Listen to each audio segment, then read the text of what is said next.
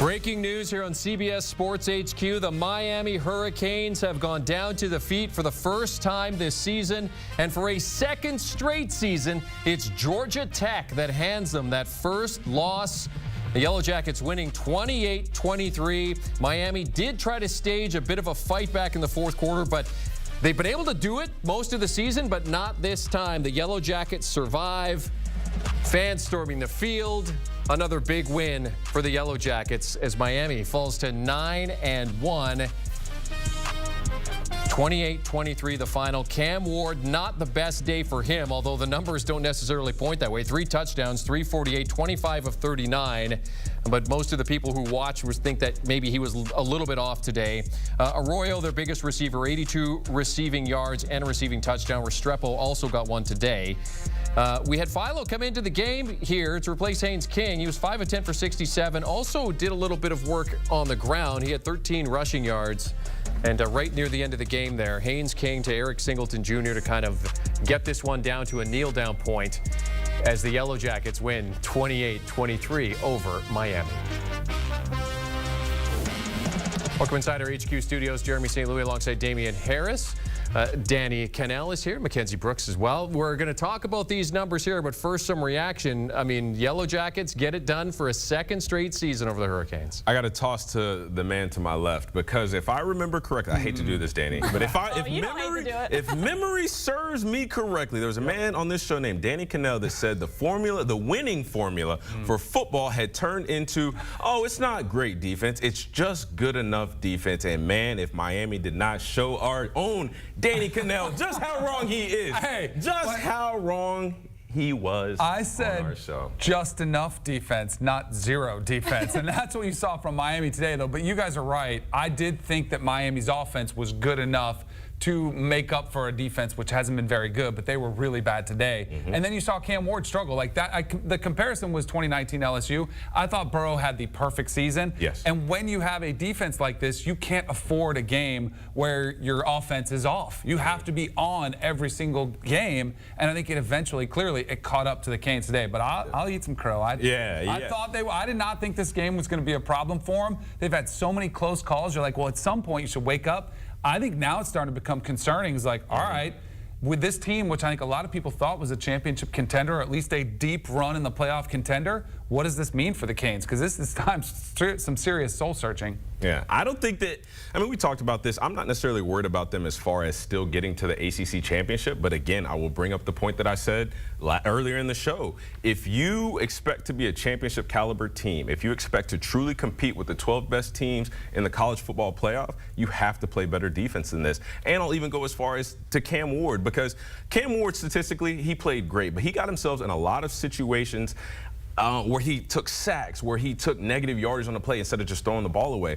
Earlier in the year, I kind of alluded to his greatest strength, which is his improbability, might come back to haunt him. Well, it did today. Like I said, he suffered multiple sacks. The strip sack at the end of the game, obviously, to close it out for Georgia Tech. But there's just a lot of question marks for this Miami team, and they were getting away with a lot of this, you know, through playing lesser competition. And a lot of people have said that. A lot of fans have said that. Well, now today, once they actually played a competent team that could get after Cam Ward on defense and could provide something on offense to make this Miami defense have to stop them, it proved to be an issue. And I've always said, and I've gotten some hate from it too, just saying how it's not such a lock for Miami to make the playoffs because they have to go undefeated. And we say, well, they're playing easy teams, they're playing teams that they're double-digit favorites against. It's just objectively hard to go undefeated, no matter how favored you are in these games. If you have a 80% probability to win, 0.8 times 0.8 times 0.8, like that starts to shrivel down, and we saw it with Clemson as well. Very similar situation where you technically have a favorable schedule. It's just hard to go undefeated. Even if you're Georgia.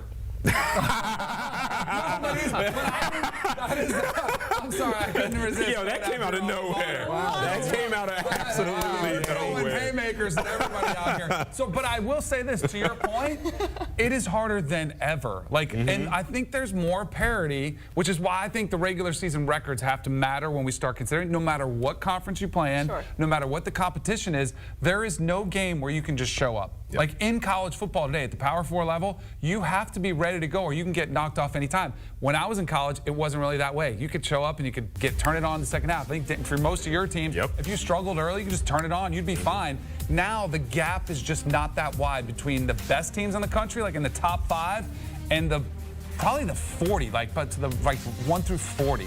Like those teams that are like ranked 30 through 40, they can beat the teams in the top 5 and top 10, which is something we haven't seen historically in college football. And I think what's good about this game too is Georgia Tech won this game. Yes, Miami didn't lose it. Yes, Georgia Tech won it. Last year, Miami lost this game because of the fact that they didn't kneel it out and decided to get a little cute. This year, it was Georgia Tech getting the big win, and really, I mean, they took the lead in the second half, never relinquished it, right? They sat there the rest of the game. Miami were not able to fight back in this game. That's obviously, Danny, to your point, a concern. Yes, absolutely. And the formula to beating Miami and all that offense is keeping it away from them. They held the ball for 35 minutes today. Georgia Tech did. Rushed for 276. Like, they didn't throw the ball very much. Both quarterbacks were shuttling only 99 passing yards, but most importantly, long, extended drives where Cam Ward, the Heisman candidate, is sitting there watching. He can't do any damage when he's on the sideline with his helmet in his hand. So I thought that was a huge win, and really happy for Brent Key.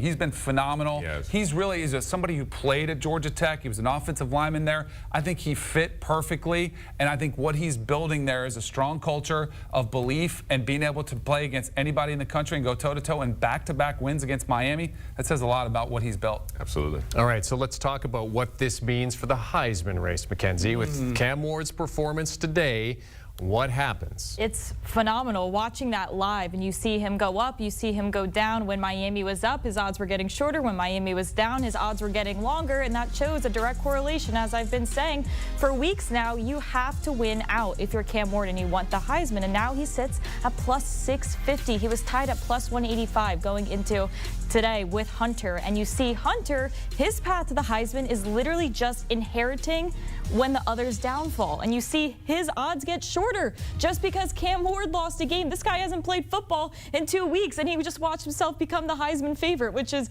a wild concept here. So that's why Hunter was such a good value this morning, because all he had to do was prey on everyone else's downfall. So Cam Ward, I'd say, is really out of this competition. Wow. Danny, do you agree with that? I'll give him a chance. I mean, Wake Forest and at Syracuse is what remains for Miami. So he did have 348 yards passing. And 3 touchdowns. He did have 3 touchdowns and 0 interceptions. Yes, he had to turn over late, and he lost the game. But what if Gabriel does that too? And he probably will, and he won't. But he's not gonna lose. Here's where it could come. Well, Big Ten championship game, and then we have that recency bias creep in, where if Cam Ward, which it looks like they should be fine getting the ACC title, if he has a game where he goes off and they win and their defense is bad, but he brings them back and he has a heroic moment, he could end up stealing it at the end. I think ultimately he definitely gets to New York because this game really wasn't his fault. That's what Heisman voters look for. Like, was it your fault? It wasn't a performance where Carson Beck had 3 interceptions versus Bama, or another game where you see a player give it away. It wasn't his fault. So I think he's still in the mix, and it might even be a good value play on him now. Look at you standing up for him. It wasn't his fault. I love that the quarterback says it wasn't his fault. He's just begging to please, America. Did you America, please. It wasn't Cam Ward's fault. Just give him another chance. He held the ball for a long time. He did. Trying to give him a mulligan. The Georgia Tech's defense did a good job dropping to 8 in coverage, saying just let him run around. Like, if he's not going to run the ball down the field, let him run around. And with a 3-man rush, they were able to eventually get to him and get a turnover. But part of that, though, is, and perhaps to the Heisman people, is the fact that Georgia Tech said, okay, you have to beat us throwing. And he wasn't able to do that today. Yep. It's true. Yeah. It is true. You make points. I mean, you make points. It is hard to throw the ball with 8 guys back there, but you make points. I've said this all year long. Well, now it's getting late in the season, but I don't think you can lose the Heisman with a month left to go. Or sorry, I don't think you can win the Heisman with a month left to go. I think you can lose it. I don't think he lost it today.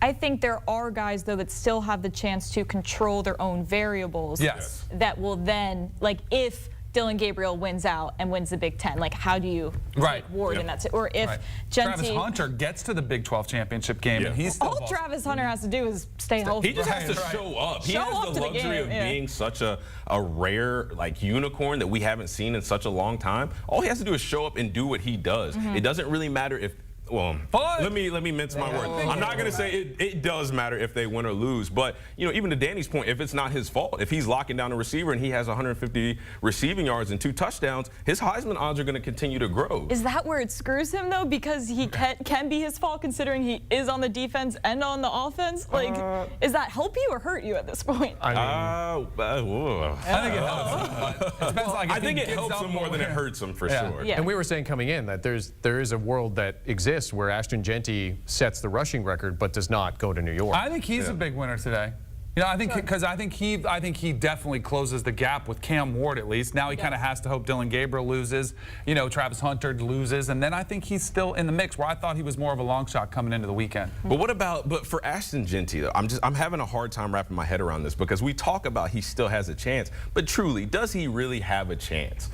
Let's be honest for a second. Let's take out the model. Let's take out the numbers and the percentages. Does this kid actually have a chance? Because if we're noticing every time Boise State plays, people aren't trying to stop Boise State from winning. They're trying to stop Ashton Jeanty from winning the Heisman, from breaking Barry Sanders' records. They're stacking 8 and 9 guys in the box, and now his numbers have gone from 260 and 6 touchdowns to right around 130 and 2 or 3. That's still rocks. He is awesome, especially doing that against 8 and 9 guys that are specifically on the field to stop you. Now, what happens whenever Ashton Jeanty gets into an absolute dogfight? Could be a conference championship, and he runs for 90 yards and 2 touchdowns, and the defense was just hell-bent and determined on stopping him. But he was the player of the game. He was the best player on the field. He was the best player on his team. That's just going to hurt him. As long as Travis Hunter still exists in this conversation, it is hard to put Jeanty in front of him. And I'm not saying that's fair or just, but he just got unlucky in a year where we have multiple non-quarterbacks in this running. And his issue, like we always mention, is having a historical precedent in Barry Sanders, and Travis Hunter doesn't have to deal with that. I just wonder if he has one game in there on the back end of the schedule where he could go off for 250 or 300 again, like start getting. He might. Like, he gets recency bias. I think he's going to need a 3-bill game. I think he's going to to actually solidify himself as a legitimate contender, and actually people wondering can he actually win. He's got to have a 300-yard game, and I think that is ridiculous. I think that it's crazy that we're measuring him to that, but it's just the unfortunate reality of Ashton Jeanty winning the Heisman. Do you think that Jeanty's performances are not being graded in the way that Travis Hunter's are? Like, what you're saying is we're talking a lot about the magnificent plays that Travis Hunter makes. Yes. But we're not talking about the magnificent plays that Ashton Jeanty makes. We're talking about his numbers. We're grading him based on numbers, not the performances he's having, not the plays that he's making. Are we not grading him well enough in terms of the plays that he's making? I don't think so, because again, a lot of majority of his 60 and 70-yard touchdown runs, how many tackles did he break before he finally got to the end zone? Like, every time he touches the ball, he shows a complete skill package: speed, strength, toughness, being able to be elusive, and the fact, which they haven't even used him much in the receiving game, but he's a great receiver. He's got so many skills and so many tools in his toolbox, and when you watch him, instead of just paying attention to his numbers, then you can see that. But again, we're just grading him based off of his numbers, and we're looking at Travis Hunter, and he's not torching the numbers when it comes to receiving. He doesn't have an inordinate amount of interceptions. So we're comparing stats to Travis Hunter and what he is in his performances. I think when we saw that game against UNLV really put it all together for me that this is not going to be a fair race for Jeanty, is when he didn't hit to be on stride for Barry Sanders' record, but he had a game-winning touchdown, and we still doinked him in the Heisman odds. It's like, that was a Heisman moment. It just wasn't the technical one that we were hoping for. And seeing that happen made me realize this guy probably doesn't have a chance. I'm going to give you guys the real harsh reality for Ashton Jeanty. Okay, there are over 800 Heisman voters. I bet half of them can't tell you who his quarterback is. They don't watch. They don't know Maddox Madsen is the quarterback for Boise State. That game you're talking about, the first half he was pedestrian. That game kicked off at 10:30. Most Heisman voters were sleeping. Friday night, yeah. So they they check it out the next morning. Oh, okay, but I watched in the first half maybe, and they didn't see him do anything special, so they wrote him off. That's the reality of the way that it's a flawed award the way they give it, and that's the reality of what is really transpiring. I want to ask one question. I'm sorry, Jeremy. Go quick. If hypothetically Ashton wins, or if Travis Hunter ultimately wins, do you think that this will start to turn that evaluation process for the award? Because now it's not just going to go to the best quarterback on the best team. No, I have a solution to the award. They need to cut it down to 100 voters of people who actually hardcore college football, diehard. like Danny passionate- Kanell. Yes, no, but seriously, like all of us would be way better. Us four could determine it better to who is the best player in college football. NBA, NFL, those MVP awards are given by a much smaller select group of people who actually pay attention. It is, check everybody's ex-bios and who, like, I love to say I'm a Heisman voter. Like, it becomes more of a resume builder than actually something that people pay attention to. And this was also just a pretty down year in quarterback class in general. So I just think that also invited some other things in as well. I think next year maybe we don't see that. But you think about last year's Heisman race and all those NFL players we have now. So it's also just a down quarterback. There's more of a hunger than ever, though, from national media members who talk about it daily to find a non-quarterback. Yeah. Yes. Like, we did see Devontae Smith win it, and there was a push like, hey, is there anybody but a quarterback? Because everyone's getting tired of quarterbacks. I don't know why. We're the best looking and the smartest. I don't know why we get tired of them. But I think there is. Like, so one of those players does step up. I think they do have a chance to win it. Gotcha. One We're thing we also do humble, know. too. One thing we do know. You're right. Very humble, yeah. One thing we do know is one quarterback's odds took a hit today with the University of Miami suffering their first loss of the season to Georgia Tech, 28-23. And for Georgia Tech, home wins versus top 5 teams. This was their 4th as they take down the Hurricanes. Took down Virginia Tech. It's their first since 2009 when they did beat Virginia Tech. They have taken down a 1, which was, of course, way back in the early 60s. Alabama, they did it 2 in a row. Took down Bama when they were a 5 and 42. That look on Damian's face says he's not very impressed with that stat.